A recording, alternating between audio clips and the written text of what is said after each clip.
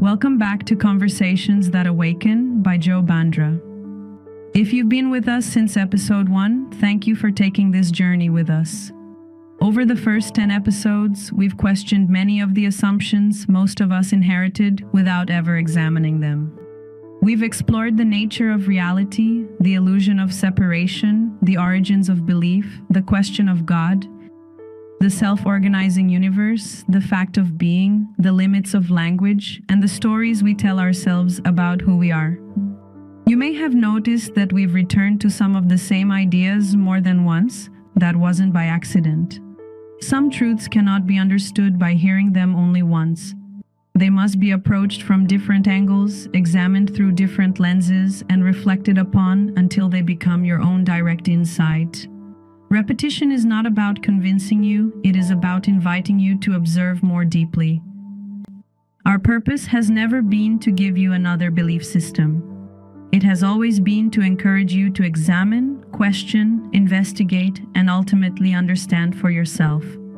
Because borrowed knowledge is information. Direct experience, on the other hand, is transformation. If you're joining us for the first time, we encourage you to begin with episode 1. Each conversation builds upon the previous one, forming a journey from questioning the world to questioning the one who believes they are separate from it. So wherever you are in the world, thank you for listening. Take a moment to become fully present. Set aside, just for a little while, everything you think you know. And together, let's question everything. I am Kim. I hope you had the opportunity to read or listen to Finding Neve by Joe Bandra. The name Neve, heaven spelled backward, symbolizes a journey of self-discovery, an inward return to the source of true happiness. It is an invitation to look beyond the stories we tell ourselves, rediscover our authentic nature, and awaken to the peace and wholeness that have always been within us. I want to ask you to do something a little different as we start today. Oh, switching things up right away. I like it. Yeah, well, it fits the topic. So wherever you are right now, listening to this, whatever you're doing, just take a breath. Seriously, just pause for a second. Right. I want you to literally slow down, look around. I mean, really look at the room you're sitting in, or, the street you're walking down, or the dashboard of your car. Notice the actual physical space. Exactly. Look at the device you're listening to this on. Notice the physical universe that is just surrounding you in this exact moment. It's always there, but we never really look at it. We don't, but feel the gravity pulling you down into your seat, or, anchoring your feet to the floor. Notice the light bouncing off the objects around you, entering your eyes, giving you colors and depth. The sheer solid presence of the material world. Yeah, undeniable. We spend our entire lives moving through this space, and humanity has spent, millennia trying to figure out how this space works? Constantly asking, what's out there? Right. What is it made of? How far does this cosmic architecture actually go? But today, we're going to explore a mystery that it basically flips all of those questions completely upside down. It really does. It's a total paradigm shift. Because what if the greatest discovery isn't out there in the stars? What if the greatest discovery is actually right here, within the very one who is looking? I mean, that simple act of just noticing the observer, that is such a profound starting point. It perfectly sets the stage for the writings we're examining in our deep dive today. Yeah, we have a really incredible set of ideas to go through today. We do. We're looking at a compilation called Einstein and Joe Bandra, Two Great Journeys into Reality. And the mission for our conversation today, the main directive we have, is deliberate. We are going to take our time. And I mean, really, truly take our time. We're going to unpack this slowly. Because we're looking at two radically different, but somehow beautifully complementary ways of understanding what reality actually is. Right, and I want to emphasize that to you, the listener. We're going to take things very slowly today. Yeah, the concepts we're dealing with here are massive. We're not going to rush through some checklist of facts or speed read a biography. No, we're going to carefully, deliberately dismantle the foundational assumptions we all hold about reality, step by step. It requires a bit of patience, for sure, to let these ideas settle, but the payoff is monumental. It really is. So we're looking at a core contrast between two figures. On one side, we have Albert Einstein. I mean, you know the name. You know the hair. Right. Everyone does. He's the man who fundamentally transformed humanity's understanding of the universe. He completely shattered the old Newtonian world. Showed us that space bends, the time stretches, that matter and energy are basically just two sides of the same coin. And then on the other side, we have Joe Bandra.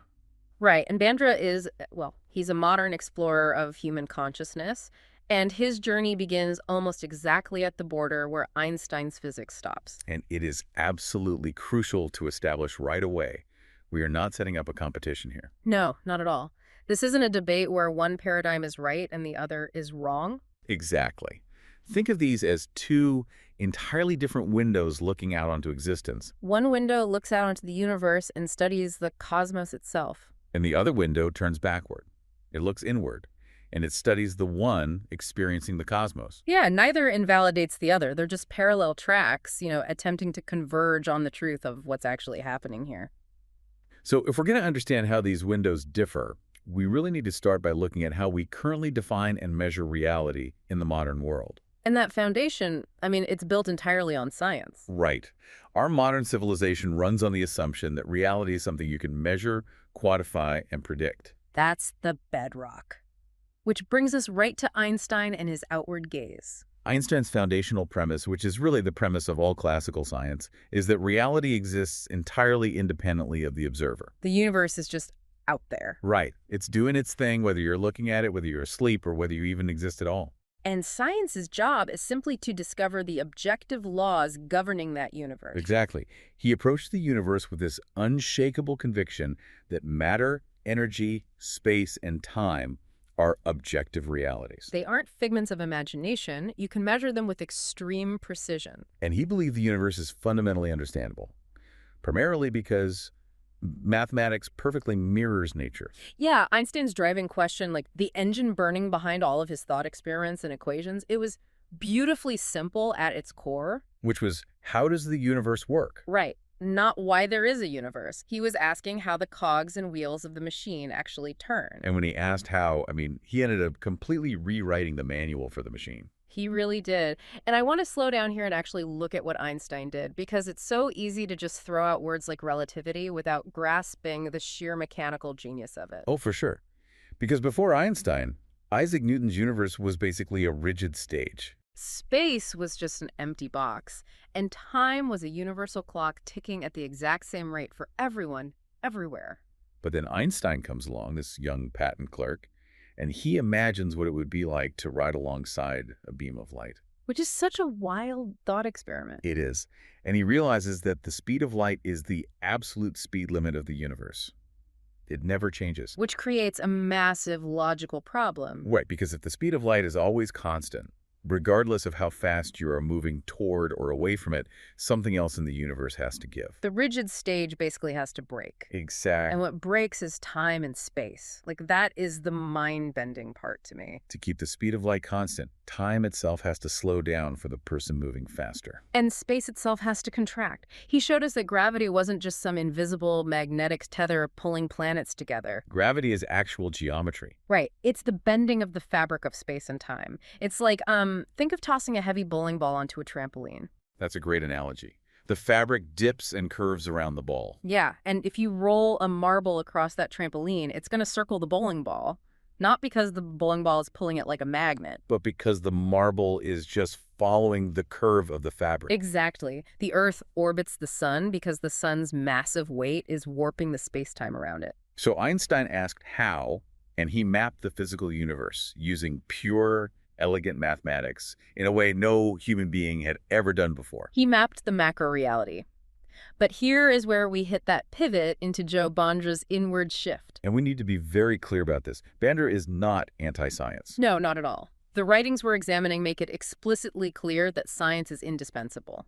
Bandra totally acknowledges that without the objective measurements of science, our modern world would collapse. We wouldn't have modern medicine, no electrical grid, no satellites allowing you to listen to this audio right now. Science is magnificent. But Bandra points out a foundational, inescapable limitation. Science only answers one specific kind of question. Right. It maps the mechanics, it maps the how, but mapping reality is not the same thing as reality itself. Right. The map is not the territory. That phrase gets tossed around a lot, but I was trying to think of how to explain the sheer mechanical divide between measurement and actual experience. It can be tricky to grasp. So let's use an analogy. I want you, the listener, to imagine taking a bite of a piece of rich, dark chocolate. Oh, okay. I'm with you. You can feel it melting on your tongue, right? You can taste that intense, earthy bitterness mixed with the sugar. Yeah, very visceral. Now, imagine we put you in a highly advanced fMRI machine while you take that bite. Okay, so we're scanning your brain while you eat it. Exactly. Science can map exactly what is happening in your biology. The brain scan will show brilliant flashes of electrical activity in your sensory cortex. We can measure the exact volume of dopamine being released into your synapses. Right. We can trace the chemical receptors on your tongue, sending electrical signals up your nervous system. Science can measure every single physical metric of that event. But, and here's the crucial part, if you look at that brain scan. Nowhere in those electrical signals, nowhere in that dopamine release is the actual subjective feeling of tasting the chocolate. Exactly. The scan measures the physical correlate, but it cannot capture the experience itself. It's just entirely devoid of the subjective territory. The scientific map is completely blank when it comes to the feeling of tasting the chocolate. Just like a telescope cannot measure the feeling of profound awe you get when looking at a vibrant sunset. Right, because science can measure the wavelengths of light refracting through the atmosphere. It can measure the red and orange photons hitting the optic nerve. But it is entirely silent on what it is actually like to be the person witnessing it. Science explains the mechanics of the event, but it is completely blind to the experience of the event. Like, why is there an experience at all? What is awareness? What is it actually like to be alive? Science cannot answer these questions because a mat, no matter how exquisitely detailed, never magically becomes the ground it is describing. So Bandra is looking at this incredible map of physics and biology and saying, well, this is a spectacular map for navigating the physical world. But we have completely forgotten to ask about the ground we are walking on. We're so obsessed with the mechanics of the universe that we forgot to investigate the fact that we are experiencing it. And Bandra uses a highly effective metaphor to illustrate this shift in attention. He asks us to imagine sitting in a movie theater. Okay, a movie theater. Right. When you are watching a film, science is everything that explains the mechanics of the movie. Like the plot structure or the chemistry of the celluloid film strip. Or the digital pixels. The physics of the projector's light beam cutting through the dark theater, the acoustic engineering of the surround sound system. So science analyzes the drama, the light, and the sound happening on the screen. Exactly. But Joe Bandra asks us to do something incredibly unnatural, but vital. He asks you to stop looking at the drama of the movie. Just ignore the plot. Stop analyzing the characters. He asks you to investigate the screen itself. The actual physical screen. The blank, unmoving, silent, unaffected screen on which the entire movie is appearing. Right, because without the screen, there is no movie. The screen is the absolute prerequisite for the film to even exist, yet it's the one thing in the theater we completely ignore. We get so utterly caught up in the drama of the movie, the explosions, the romance, the suspense, the tragedy. We forget the screen is even there. We think the movie is all there is. But if we are constantly relying on a mental map to understand the movie, we naturally have to step back and look at how we think about reality. Which brings us to philosophy. Right. How do we conceptualize this world? If science is the measurement, philosophy is the framework we build around those measurements. And the philosophical frameworks of these two men are worlds apart. Because Einstein, he wasn't just a mathematician. He was deeply philosophical. Oh, absolutely. He didn't just crunch numbers in a vacuum. He possessed a profound, almost reverent admiration for the underlying structure of reality. He didn't like chaos. Not at all. He believed that at its core, the universe is governed by simplicity, beauty, elegance, and absolute logical consistency. He fundamentally believed that the universe was rational. This wasn't just a scientific hunch. It was his philosophical anchor. Right, and Einstein's philosophy was heavily influenced by the 17th century philosopher Baruch Spinoza. Yes, for Einstein, following Spinoza's logic, God and nature are exactly the same thing. Which means he absolutely rejected the idea of a personal creator. Completely. There's no bearded figure in the clouds pulling levers, judging human behavior or answering individual prayers. None whatsoever. Spinoza's philosophy, which Einstein adopted, posits a universe of strict determinism. The universe unfolds according to absolute, unbreakable, lawful necessity. Right. There's a grand, perfectly logical geometric order to everything. Every cause has a perfectly predictable effect. So it's basically a giant machine. Exactly. In fact, in a strictly deterministic universe like the one Einstein envisioned, if you possessed a giant intellect that knew the exact position and momentum of every single atom in the universe at this very second, You could theoretically calculate the entire future and the entire past with perfect accuracy. because the universe is a rational, predictable, structured mechanism. And our job, using the tools of reason, logic, and mathematics, is to slowly pull back the curtain and uncover those rules. The universe is a puzzle waiting to be solved by the human intellect. That is a very powerful driving philosophy. It is, but then Joe Bandra enters the picture, and he takes one massive step backward. He doesn't ask Einstein's question. He doesn't ask, is the universe rational? Because to ask that question, you have already made a massive assumption. You've assumed that the universe is just sitting there as an objective reality and that your mind is an accurate tool for judging its rationality. Right. And Bandra bypasses all of that. He asks, what is existence? What is the act of knowing? Instead of using his awareness to think about the universe, he turns the spotlight of attention completely around 180 degrees. And asks, what is awareness itself? So for Bandra, philosophy isn't about sitting in an armchair analyzing complex concepts or debating determinism. No, philosophy becomes a rigorous, relentless process of self-inquiry. But let me jump in here, because if I'm listening to this, I have to throw a flag on the play. Okay. Because if we are constantly questioning the very foundation of what existence is, Right. if we are continually interrogating the basic assumptions beneath every single concept we have, doesn't that become incredibly paralyzing? How so? I mean, how do you even function in the normal world? How do you pay your taxes or drive a car or raise your kids if you are constantly sitting around questioning the assumptions beneath the concept of money or the concept of a car or the concept of existence itself? It feels like an intellectual infinite loop. Yeah, that just leads to a detachment from real life. That is the most common and natural reaction to non-dual philosophy or deep self-inquiry. It feels like stepping off solid ground onto quicksand. Exactly. The fear is that if you deconstruct the concepts, you destroy your ability to interact with the world. But Bender's perspective is that this process does the exact opposite. It's not paralyzing. It isn't paralyzing at all. It is immensely radically clarifying. Okay, break that down for me. He constantly points out what he calls the biggest philosophical mistake humanity makes, confusing the map for the territory. Right, back to the map. When you rigorously question these fundamental assumptions, you aren't destroying reality. Reality is perfectly fine without your concepts. So what are you doing? What you are doing is clearing away the dense, suffocating fog of concepts about reality. You are breaking the lifelong habit of mistaking your thoughts about the world for the world itself. I see what you're saying, but let's make that concrete. What does it actually mean to mistake the thought for the reality? Think about a tree. When you look at a tree, your mind immediately labels it.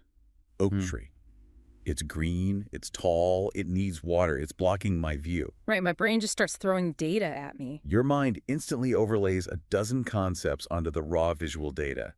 And in a fraction of a second, you stop seeing the actual living, breathing mystery of the tree. You just see your mental label of a tree. Exactly. Bandra is saying that when you investigate your awareness, it frees you to see the tree exactly as it is prior to the mind categorizing it. So I can still chop the wood. You can still chop the wood, you can still drive the car, but you are no longer completely lost in the mental narrative about the wood or the car. You see the world freshly rather than through a dusty filter of old assumptions. Precisely. Okay, that makes sense. You aren't losing the ability to interact with the world. You are just removing the distortion of the lens you view it through. Which leads us perfectly into the next huge question. Because if philosophy reveals that we are constantly walking around relying on a mental map to navigate the world, and that map is full of labels and assumptions. Who exactly is drawing the map? Right, who is the map maker? If science requires an observer to measure the universe, we have to look at the instrument doing the observing. And that pulls us out of philosophy and directly into psychology. And this is where the contrast between Einstein's window and Bandra's window becomes incredibly sharp. Because for Einstein, psychology simply wasn't his concern. He was a physicist. Now, the physics of relativity absolutely required an observer, right? Yes, you have to have a vantage point to measure the speed of light or the passage of time. The observer is a necessary mathematical point in his equations. But Einstein rarely, if ever, investigated the internal structure, the biases, or the nature of that observer. The human mind, for the purposes of classical physics, was essentially taken for granted. It was assumed to be a transparent, neutral window through which a rational scientist could observe the mathematical laws of a rational universe. The scientist is basically just a biological camera recording data. Right. But Joe Bandra looks at that assumption and says, wait a minute, that window is not neutral. That camera lens is heavily distorted. For Bandra, the human mind cannot be ignored. It becomes the absolute central focus of the investigation. Because the text we are studying points out a very uncomfortable truth. Our identity, the feeling of me that you and I walk around with all day, is largely a psychological construct. Really a fabricated story. And I want to spend some real time on this because this is where the rubber meets the road for the listener. Let's do it. Bandra begins this meticulous, layer-by-layer deconstruction of the human ego. He points out that from the time we are born, we constantly mistake ourselves for things that we are not. We build an identity out of thin air. Let's slowly look at these layers. First, we mistake ourselves for our history. Right. We carry around an internal biography. And we think, I am the culmination of the things that have happened to me. I am my traumas. I am my successes. I am my past. Which is entirely a phenomenon of memory. But memory is just a thought arising in the present moment.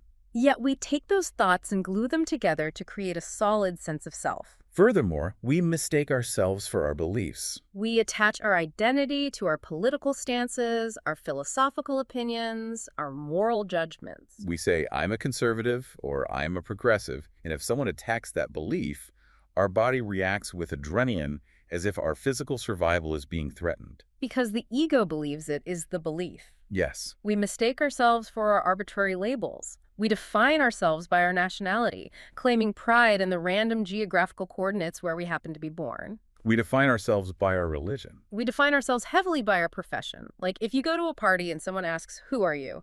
The very first thing you say is, I am an accountant or I am a teacher. You give them a job title printed on a business card, and you genuinely feel that this economic function is your actual identity. It's wild when you think about it. We even mistake ourselves for our physical bodies. We look in the mirror and assume we are exclusively this temporary collection of cells, bones, and tissues. We assume we are a physical object moving through a physical world. And Bandra argues that this entire constructed identity, this bundle of memories, opinions, labels, and physical identification, forms what we call the ego. So what does this all mean? Because this leads to a massive, glaring paradox when we compare it back to Einstein's science. That really does. The ego, this highly volatile, deeply biased, emotionally reactive, culturally conditioned identity, is the very instrument we are using to try and objectively understand the universe. Right. It's like trying to measure the exact distance to the moon using a ruler made of melting jelly. That's a brilliant way to put it. The ego is our primary interface with reality, but it is inherently designed to distort reality. It filters every single piece of information through the lens of its own survival, its own insecurities, its own preferences. And its own historical baggage. It cannot see the universe objectively because it is too busy interpreting the universe based on how it affects me. So the tool we use for science is just hopelessly compromised. Which is why Bandra poses a pivotal question. And I invite you, listening right now, to actually pause and ask yourself this. Yeah, let this echo in your mind. Who would you be without your story? Wow. If you could magically strip away your memories, if you dropped all the labels of your profession, your gender, your nationality, if you let go of your past regrets and your future anxieties. If you stopped being somebody with a history. Who would you be right now, in this exact second? That is a staggering thought experiment, because if you actually try to do it, like if you drop the past and the future, the mind panics. It does. The mind says, well, if I'm not my story, I'm nothing. I cease to exist. But Bandra is saying, no, you don't cease to exist. The story ceases to exist. Right. For Bandra, the entire point of psychology isn't traditional therapy. It isn't about digging endlessly into your childhood to figure out why your story is broken. Or trying to write a slightly happier version of your story. Psychology, in this framework, becomes the ultimate vehicle for liberation. It is the shocking realization that you aren't your story to begin with. You are the awareness that is watching the story play out. Yes. When you strip away all those conceptual labels, you drop the immense, heavy backpack of your personal history. You stop dragging the past into every new moment. And what remains? Like, what is left when the story goes quiet? What is left is a state of pure, vibrant, unconditioned being. And this transition from the heavy psychological self to the pure sense of just beingness brings us right to the threshold of mysticism. Because when you reach the absolute limits of science, when you exhaust philosophy, when you deconstruct psychology, both Einstein and Bandra touch something deeply mystical. But they approach the divine from completely opposite directions. Entirely opposite. Let's look at Einstein's version of the mystical first. Because you might think, oh, he's a hardcore physicist. He must be a cold, calculating materialist. Not at all. No.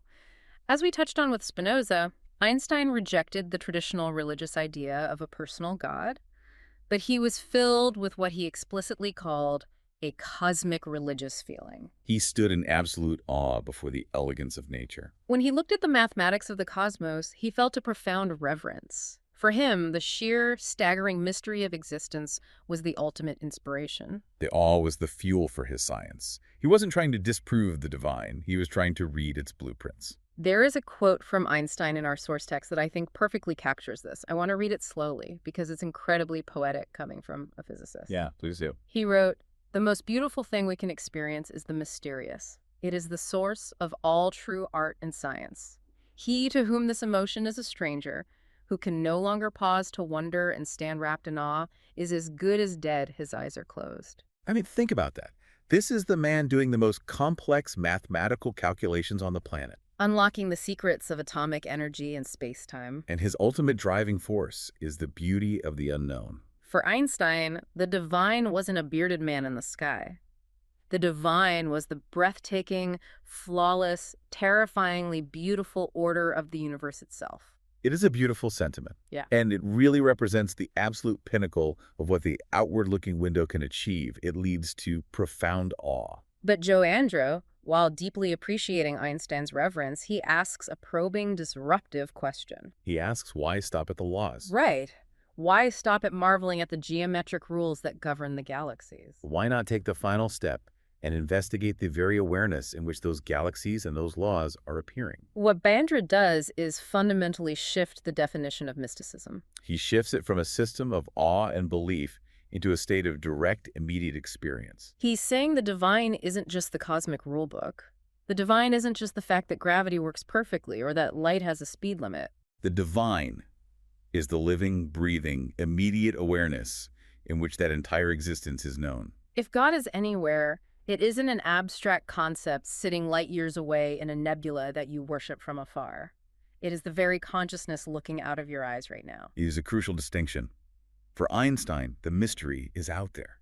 It is grand, it is infinite, and it is revealed slowly over generations of painstaking scientific inquiry. You basically inch closer to the divine through mathematics. But for Bandra, the mystery is not out there, and it is not in the future.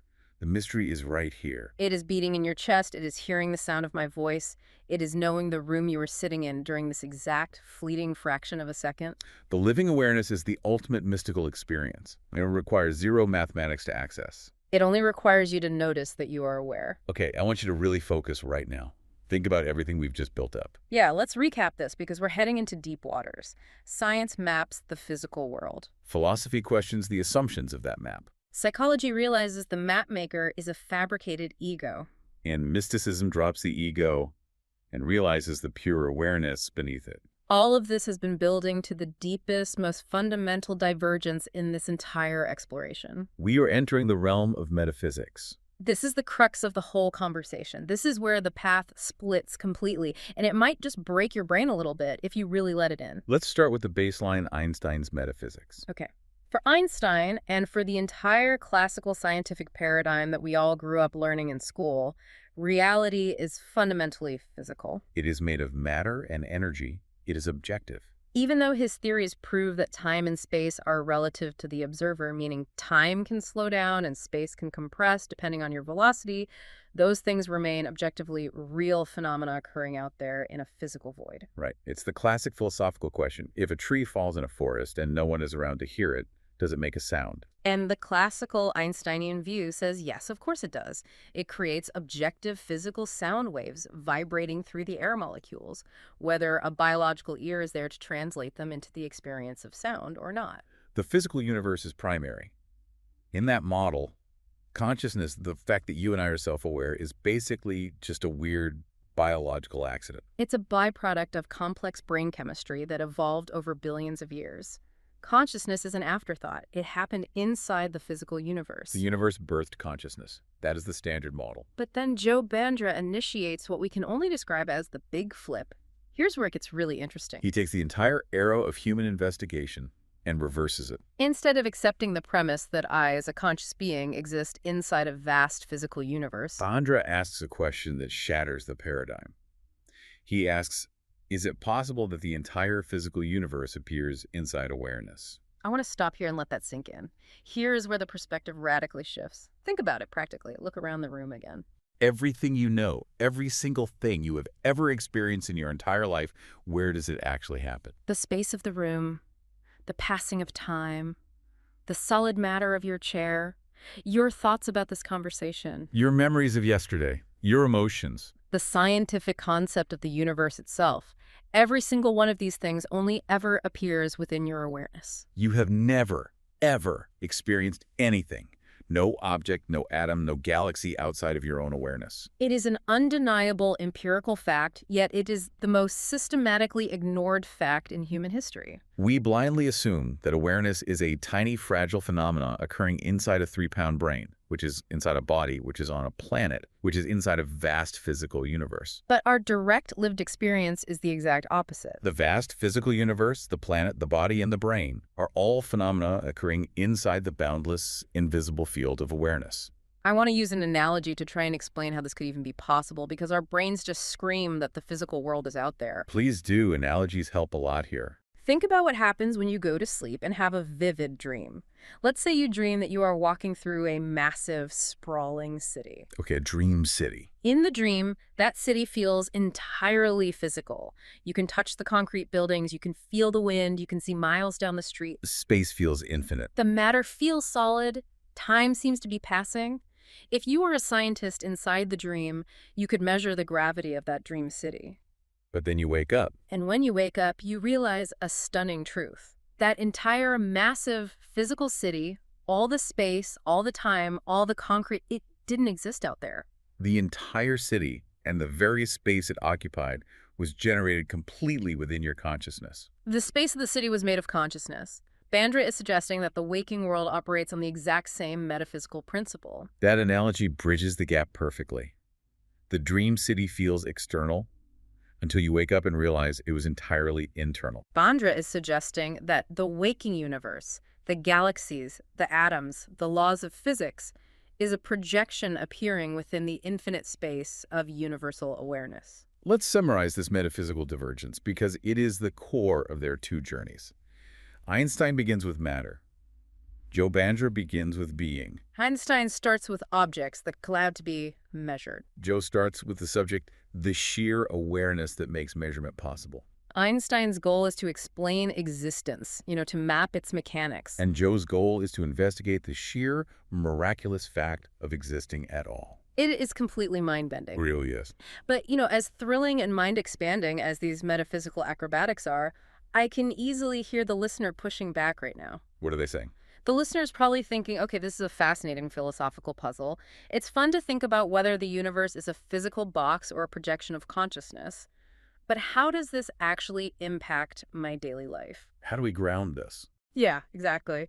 We have to bring this down from the cosmos and from the abstract non-dual philosophy down to the kitchen table. We absolutely must ground it because philosophy without application is just intellectual entertainment. So let's look at the legacy of both men in the everyday world. Einstein's outward focus objectively changed human civilization in highly practical, mechanical ways. We cannot overstate this. His theories weren't just chalkboard math. Without his equations on time dilation, the GPS satellites orbiting the Earth right now would drift by miles every single day. And the navigation on your smartphone would be utterly useless. His work paved the way for atomic energy, both its horrors and its capabilities. He revolutionized cosmology, allowing us to understand black holes and the expansion of the universe. Modern physics, which birthed modern technology, basically owes its foundation to him. He fundamentally changed how humanity physically navigates the macro universe. If you order a rideshare on your phone today, you are practically relying on Einstein's theories of relativity. It is that concrete. But Bandra's philosophy is practical in a completely different, deeply intimate way. Joe asks the ultimate grounding question: how does all this talk about pure awareness and the illusion of the ego actually change your life on a random Tuesday morning? Tuesday morning is the perfect crucible. It stands in for the mundane, the routine, the stressful reality of daily human life. So let's walk through Bandra's practical implications, slowly. Suppose you actually discover, not just read about it in a book or intellectually agree with it, but directly, viscerally experience that you are not your thoughts. Suppose you realize that your anxiety about an upcoming work presentation is just a psychological projection of a future that doesn't actually exist. Suppose you realize that time, in the psychological sense of dwelling on the past and fearing the future, is an illusion. Most of your daily suffering and fear is entirely imagined by an ego that is nothing more than a mental construction. If you truly realize that your core identity isn't that frantic, anxious voice in your head, but rather the silent, ever-present, peaceful awareness that is watching the voice, how does that change things? Think about your own life. Think about the last argument you had with your spouse or your partner. Usually we argue because our ego feels attacked. We want to be right. We want to defend our story. But if you knew in your bones that you were not your ego, how would that change the argument? You wouldn't need to defend a phantom identity. The need to be right simply dissolves. And how would this realization change the way you love? If you see through the illusion of separation, if you realize that the exact same pure awareness looking out of your eyes is the exact same awareness looking out of your child's eyes, or a stranger's eyes on the subway. How does that change the way you interact with them? How does it change the way you raise children? You stop trying to mold them to satisfy your ego's legacy, and you start honoring the awareness within them. How does it change the way you forgive someone who has wronged you when you realize their harmful actions were just the thrashing of a confused, constructed ego? Let's take it even further to the hardest parts of life. How does this shift in identity change how you face a severe illness, or how you approach the ultimate unknown of death? If you believe Einstein's classical view, you are just a fragile physical body, a temporary biological machine in a cold, mechanical universe, and death is the absolute annihilation of your consciousness. That is terrifying. But if you follow Bandra's metaphysical flip, if you realize you are not the fragile object, but rather the limitless awareness in which the physical universe happens, the fear of death profoundly shifts. The body may dissolve, the movie may end, but the screen remains. For Bandra, this inward journey is intensely, urgently practical.